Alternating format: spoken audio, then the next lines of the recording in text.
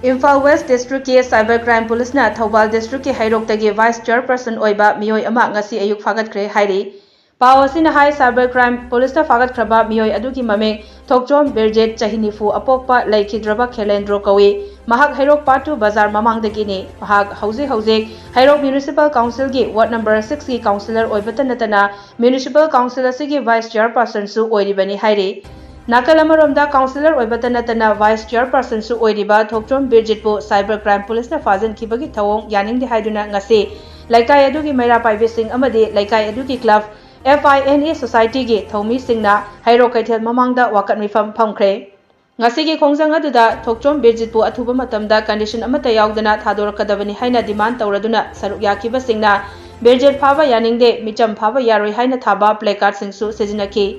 Wakan mifam aduda saruk yakiba Fine Society Club ke General Secretary Ningthauzam Sanatomban hai ngasi Cybercrime Police na fazin kiba Birjet ase michamne Mahak Hairok Municipal Council ki Ward number 6 ki Councillor Oibatan natana Municipal Council asigi Vice-Chairperson ki fam pairibani Mahakpu Cybercrime na fazin kiba ase khudakta thadokadabani Sanatomban makhata na hai Birjet bu fazin kiba ase Mahak Birjet na Facebook ta thagaluba post amagi oigadra haibagi chingnaba laibak ase Indian Constitution na Piriba ningtamna wa ngangba isagi aningba apamba fogdokpagi hak leitrabra lo haibadu lamdam masida mangkhrabra maram chadana micham amabu hekta ngami haiduna faba yaroi haiki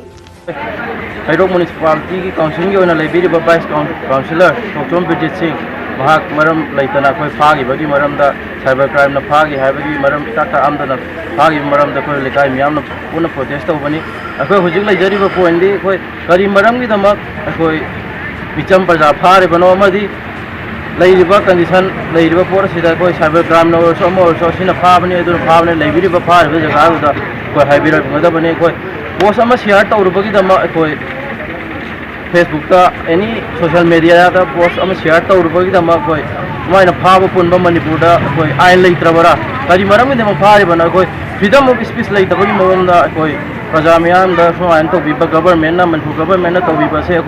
Yaning de Prajamiam Saitaki Amadi, Fine Society Saitaki, Yaning de Maramaduna, the Kaisigi, Madi, Kulasigi, Manipu Pajagi, government, Nalibiri Basi, Maram Laitana, Kadi Maram the Mok, Paribano Habado, Yaning the Bokongo Poina, in my bench, put a protest of Minamne, Makata, Hijaning Madi. Hard with Miwoi Thokchom Birjet asi condition amata yaudana thadoka da bani amadi akoi karigi damak mahak Hariban Koli bana hardu akoi khata na punna imai benching protest omina Bhaba yay Bisam Bhaba yay Birjet Bhaba yay Udakta thaba da tawdra thadoka da bani condition amata yaudana thadoka da bani Bisam Bhaba yay Councillor Birjet Bhaba